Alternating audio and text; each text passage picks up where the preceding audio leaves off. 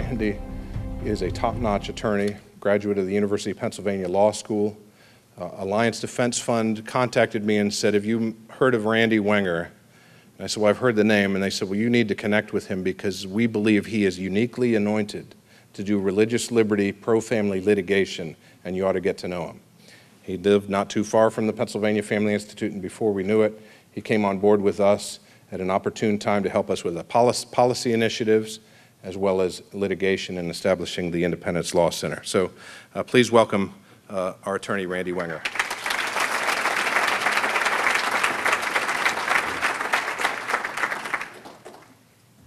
Our motto at the Independence Law Center is advancing self-evident truth.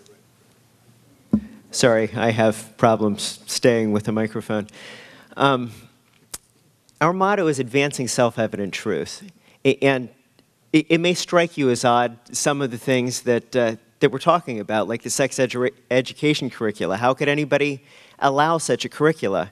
Isn't it self-evident that that's harmful? Well, that's what we're here for, because if somebody isn't defending self-evident truth, we're going to continue the decline of our foundations. And we have been involved. We've been involved in courts at the local level, at the state level, Pennsylvania Supreme Court, United States Supreme Court, on a whole variety of issues in order to help advance self-evident truth, whether it's dealing with obscenity or pro-life issues or the rights of students, and in particular, I know I'm jumping ahead here, but the rights of a ministry not to facilitate same-sex marriages. It's crazy where our world has come to. We need to defend self-evident truth in order to keep our foundations intact. I'd like to tell you just about a few cases. I guess I don't have the freedom to take this off. I do? Ah, wonderful. Okay. David Hockenberry is in his 50s. He's mentally retarded. And he contracted pneumonia. His guardians, who are his parents, wanted to cut off all kind of life-sustaining treatment for him. To be clear, his issue is that he's mentally retarded. He's not brain dead. He's not having some kind of painful, lifelong existence. He's mentally retarded.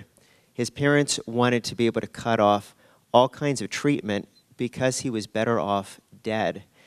We got involved with an amici brief to the Pennsylvania Supreme Court to try to help them to understand the importance of these issues.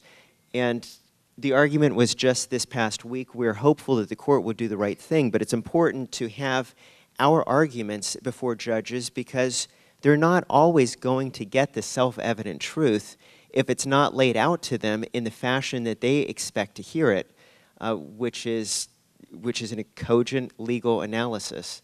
And that's the kind of way that we can help out, making sure we're not creating a nasty trend here in Pennsylvania.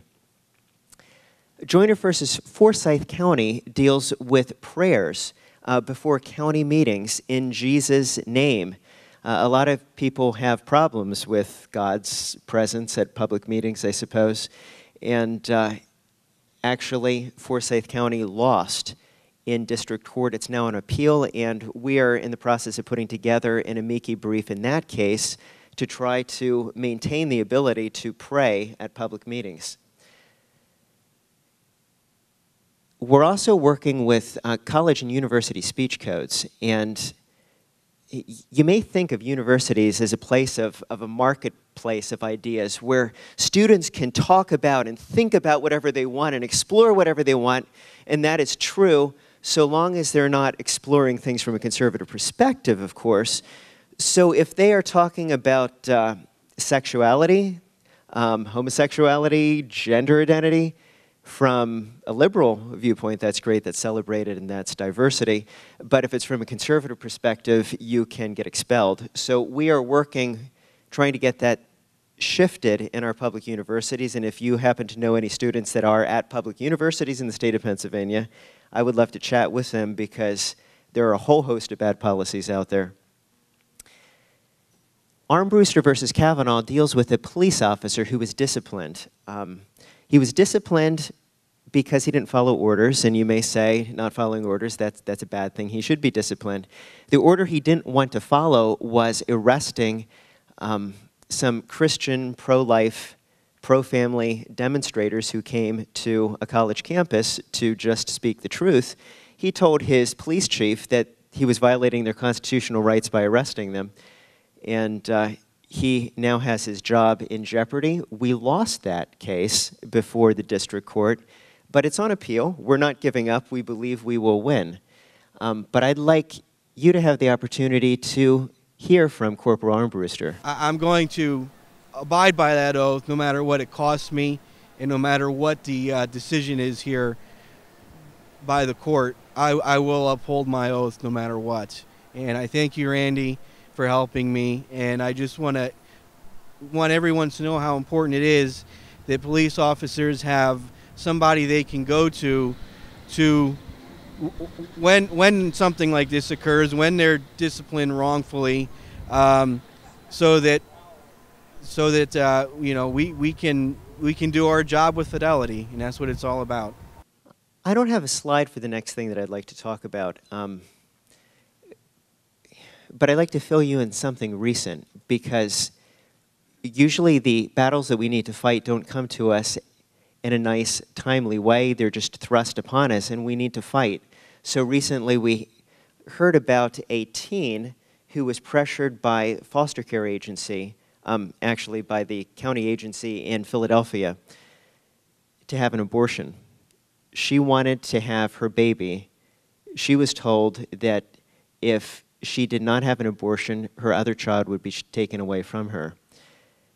When her foster care mother brought this public and talked to the media, all of the children that she had in foster care were taken from her, and she's no longer eligible to be a foster care worker. And the social worker who refused to take her to have her abortion was fired. So we are involved right now trying to see how we can help in that situation.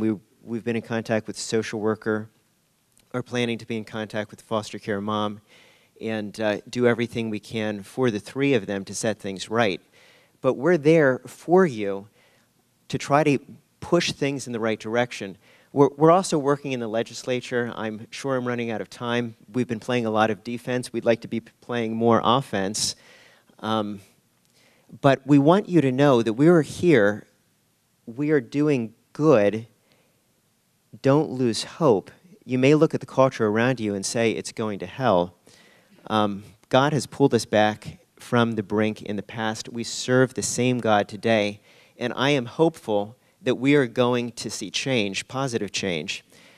I'm also hopeful about a completely new initiative with the Pennsylvania Family Council, not the Pennsylvania Family Institute, but the Pennsylvania Family Council.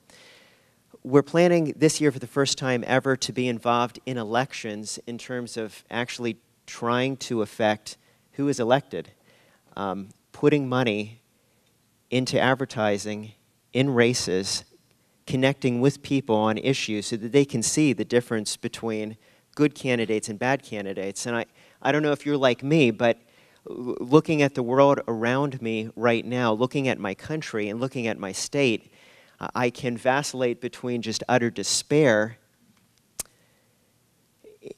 and wondering where the land that I love has gone to real hope that we're going to see change. But I don't want to just hope on the sidelines. I want to be involved to make sure that happens. We would love to have you partner with us. We've got a winning strategy to change the legislature, and we would love to work with you. I'd love to explain this in more detail to anybody who's got interest in this and how we can partner together. Thank you very much.